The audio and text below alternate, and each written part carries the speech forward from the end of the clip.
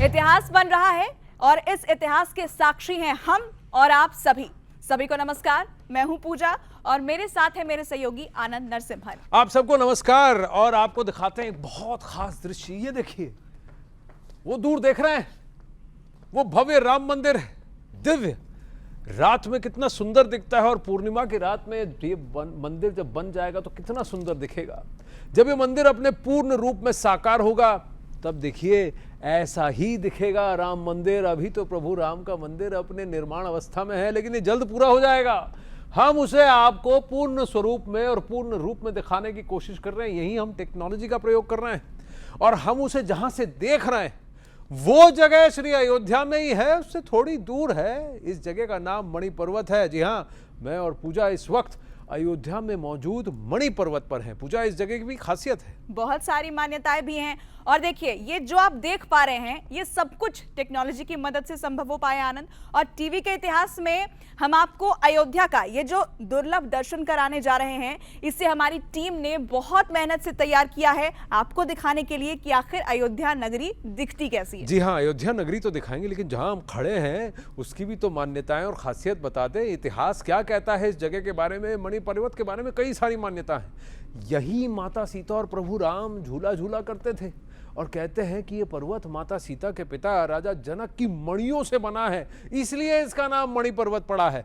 लेकिन हनुमान जी से भी जुड़ी एक कथा है इसके बारे में। बिल्कुल, मान्यता तो ये है कि हनुमान जी जब लक्ष्मण के लिए संजीवनी बूटी की पहाड़ लेकर जा रहे थे तो उसी का एक टुकड़ा यहाँ पर गिरा और यही वो पर्वत का टुकड़ा है जहां हम खड़े हैं, जिसे हम मणि पर्वत कह रहे हैं। लेकिन साथ ही दर्शकों को हम ये भी बता दें आनंद की असली अयोध्या यात्रा तो अभी बाकी है, क्योंकि टीवी के इतिहास में आज आप पहली बार अयोध्या धाम के दर्शन करने वाले हैं और ये यात्रा आपको कराएंगे मेरे सहयोगी।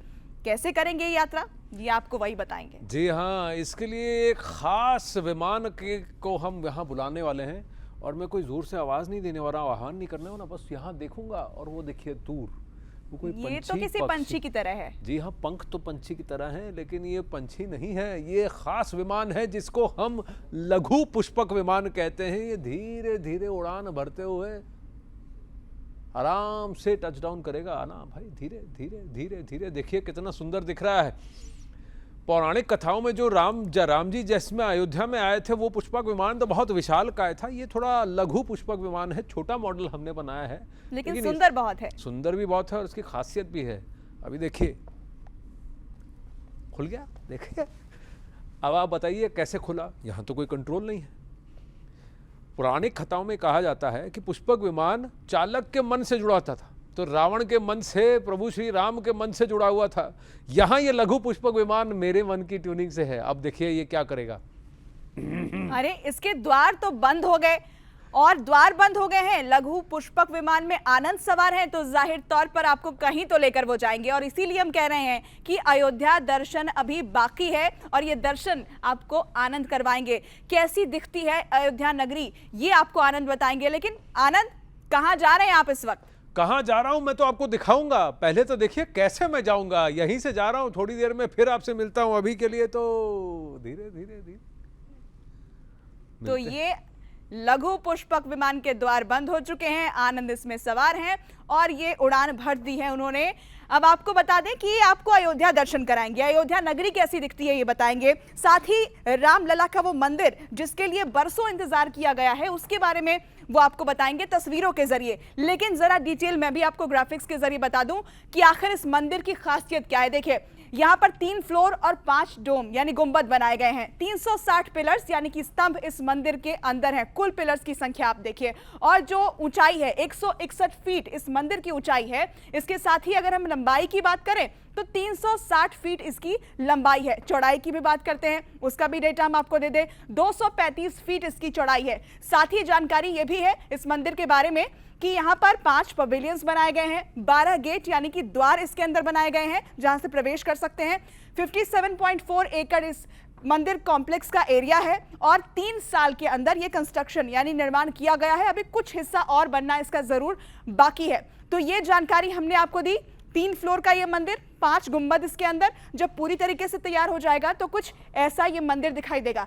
लेकिन जैसा कि हमने आपसे कहा था कि हम आपको अयोध्या दर्शन कराएंगे, अयोध्या दर्शन के लिए सीधे आपको आनंद के पास लिए चलते हैं। आनंद, इस वक्त कहां पहुंचे आप? प्रभु राम मर्यादा पुरुषोत्तम थे, वो जिस मार्ग पर चले वो धर्म का मार्ग था। तो अयोध्या में उस मार्ग पर चलने का सुख आप भी उठा सकते हैं, बस दिल में विश्वास हो और आत्मा साफ हो। हम बेहतरीन टेक्नोलॉजी की मदद से आपको आसमान से खूबसूरत होती अयोध्या नगरी के दर्शन करा रहे हैं। मैं अपने लघु पुष्पक में बैठकर, देखिए, अब धर्मपथ की तरफ आया हूँ। मेरी इस आकाशीय यात्रा का एक और पड़ाव ये धर्मपथ।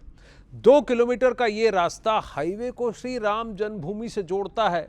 इसकी खूबसूरती आप देख सकते हैं। अयोध्या को दुनिया का बड़ा तीर्थ बनाने की तैयारी में ऐसे कई पथ बनाए जा रहे हैं। हर पथ की अपनी अलग अलग खासियत है। बेहद खूबसूरत इस धर्म पथ पर सूर्य स्तंभ भी स्थापित किए जा रहे हैं।